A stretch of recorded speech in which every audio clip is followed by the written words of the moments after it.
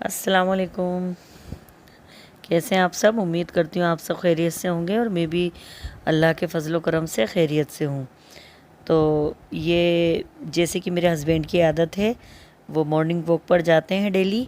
तो मम्मी के यहाँ पर भी जब हम उठे नेक्स्ट डे तो उन्होंने बोला कि चलो मॉर्निंग वॉक पर मैं जा रहा हूँ तो आप सब भी चलें। तो मेरे दोनों बच्चे, हस्बैंड, मैं और मम्मी हम वॉक पे आ गए थे। तो यहाँ पास में, हमारे घर के पास में गार्डन है, तो वहाँ आ गए थे हम। तो जब बचपन से हम इस गार्डन से हमें बहुत लगाव रहा है, क्योंकि यहाँ अक्सर आया करते थे हम मम्मी के साथ में, और घर के करीब में ही है। तो कभी कभी पिकनिक के लिए भी आ जाया करते थे, खाना वगैरह पैक करके।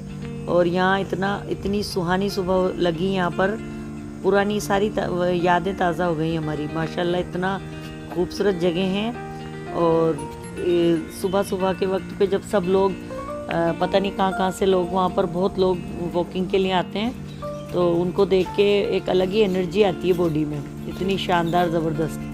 तो आज उसकी कुछ क्लिप बनाई थी हमने आप लोगों के साथ शेयर करने के लिए। उम्मीद है आपको अच्छी लगेगी।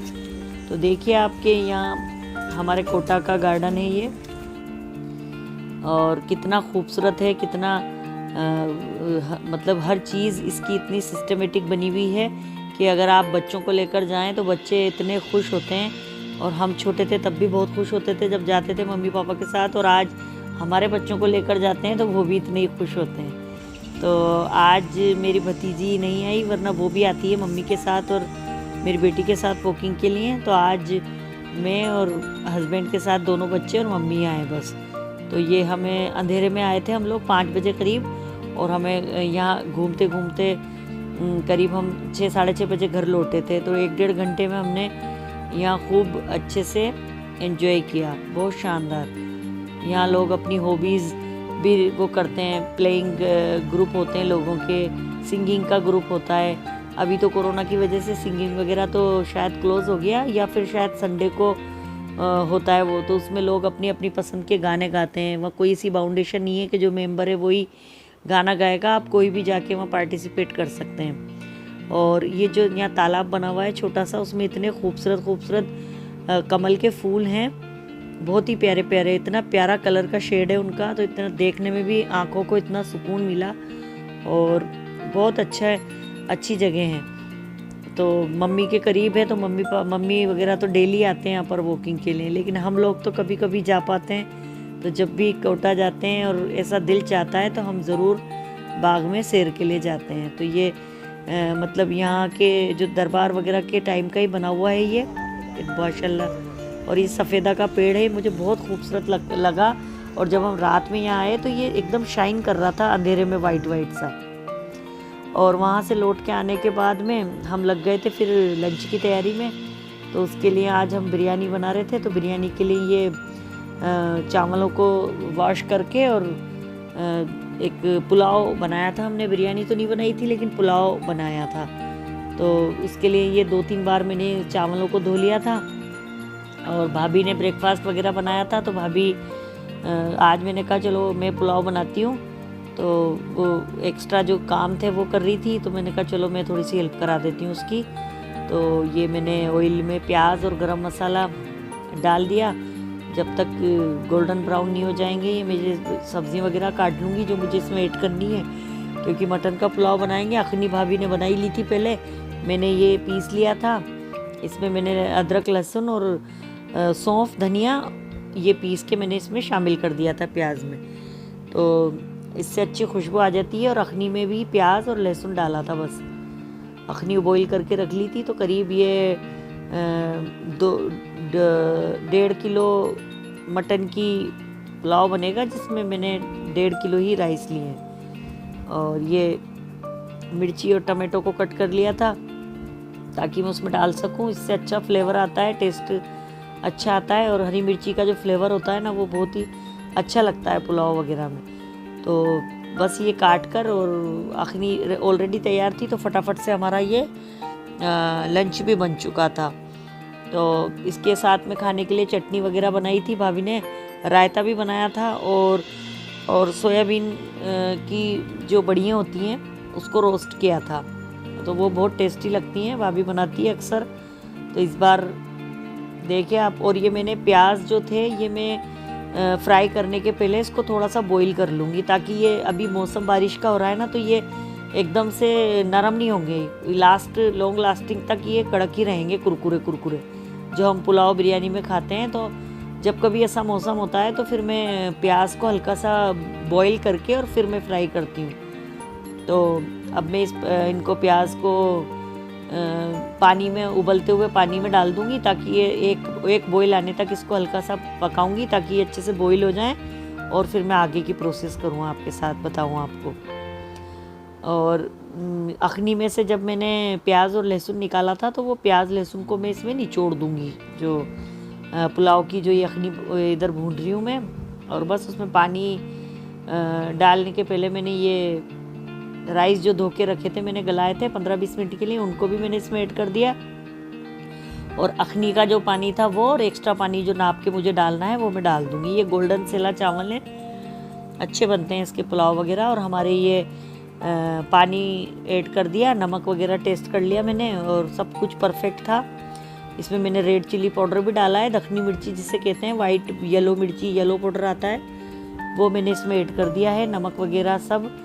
और बहुत सिंपल सा पुलाव बना है बिल्कुल, लेकिन बहुत अच्छा बना था माशाल्लाह। और ये बॉईल हो चुके हैं हमारे प्याज, तो मैं इनको निकाल कर इनको भी फ्राई कर लूँगी। तो जब भी, वैसे तो बहुत इजी प्रोसेस से फ्राई हो जाते हैं ये, बस इनको कट करो और ऑयल में फ्राई कर लो तो हो जाते हैं कड़क। लेकिन इसको आज इसलिए मैंने बॉईल किया है क्योंकि जब कभी ऐसा मौसम होता है कि हमें ये अंदेशा होता है कि जब तक हम खाना खाने के लिए बैठेंगे और प्याज हमारे वापस से नरम हो जाएंगे, तो उस वक्त हम इसको पानी में बॉईल करके और अगर फ्राई कर लें तो वो लॉन्ग लास्टिंग तक कुरकुरे ही रहते हैं।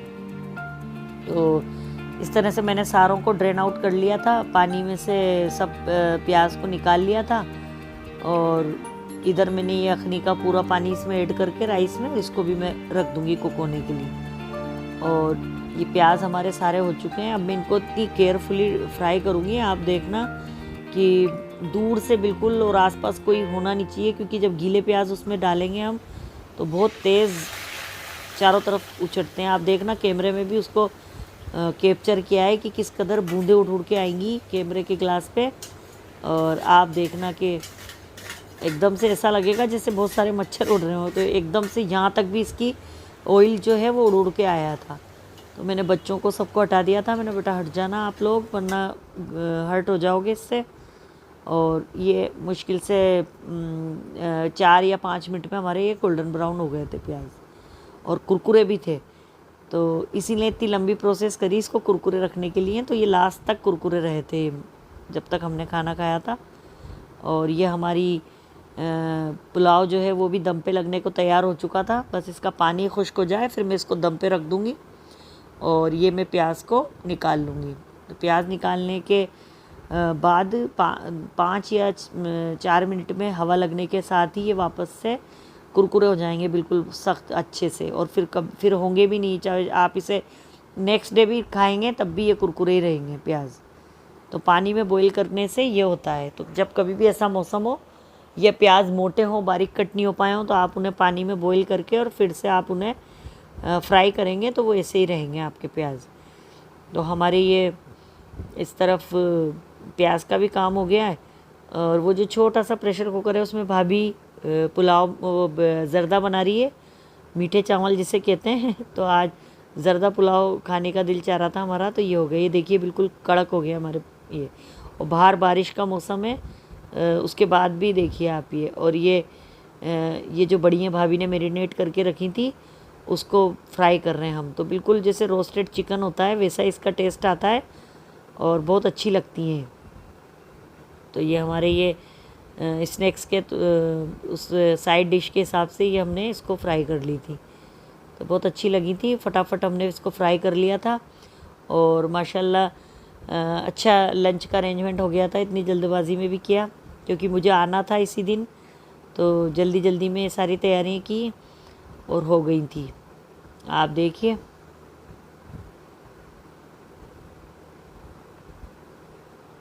सुबह सुबह जल्दी उठने के बाद में दिन भर के सारे काम इतने अच्छे से हो जाते हैं। तो बड़े बूढ़े सही कहा करते हैं हमारे कि जो सोवत है वो रोवत है और जो जागत है वो पावत है। तो जब जल्दी उठ के घर के सारे काम वगैरह हम करते हैं तो बॉडी में भी इतनी एनर्जी होती है कि थकान नहीं होती बिल्कुल भी, और बिल्कुल भी डिप्रेशन वगैरह, दिमाग सुकून पे आ जाता है। जल्दी उठ के नमाज़ पढ़ें और अपने आप को थोड़ा टाइम दें, मॉर्निंग वॉक पर जाएं। दुनिया में अल्लाह ने इतनी बड़ी बड़ी नियामतें, इतनी खूबसूरत खूबसूरत चीज़ें हमें दी हैं देखने के लिए, तो उनको देखें। तो ये चीज़ें करना चाहिए, बच्चों को भी सिखाना चाहिए कि जल्दी उठ के बेटा वॉक करें, ये नियामत है। सेहत सबसे बड़ी नियामत है, तो सेहत जब भी अच्छी रहेगी जब टाइम से सोना, टाइम से उठना होता है। तो इसी तरह से हम लोग जल्दी उठ के और वॉक करते हैं। आपको मैंने पहले भी आपके साथ शेयर किया था। और ये मैंने सोयाबीन को फ्राई करके और उसको ही मैं ये लगा रही हूँ, इनके लिए एक प्लेट बना रही हूँ। तो मैं इनको टेस्ट करवाने के लिए जा रही हूँ। तो ये ऊपर छत पर थे, तो मैं बच्चों के लिए लेकर जा रही थी, तो मैंने इनको भी एक टेस्ट करवाया। वैसे इनको तला वगैरह अभी अवॉइड करने के लिए बोला है डॉक्टर ने, तो मैं इनको तो सिर्फ टेस्ट करवाऊँगी थोड़ा सा। और मैं बेटी के लिए लेकर गई थी, बेटी ऊपर ही है तो उसको देने के लिए गई थी। तो ये इनको थोड़ा सा मैंने बोला, मैंने कहा आप सिर्फ छोटा सा एक पीस टेस्ट कर सकते हैं, ज़्यादा नहीं, और आप इसको जाकर बेटी को दे दें। तो बस ये है आज का दिन हमारा ऐसा रहा। और अगर आपको पसंद आए तो प्लीज़ लाइक कीजिए, सब्सक्राइब कीजिए। अल्लाह हाफिज़।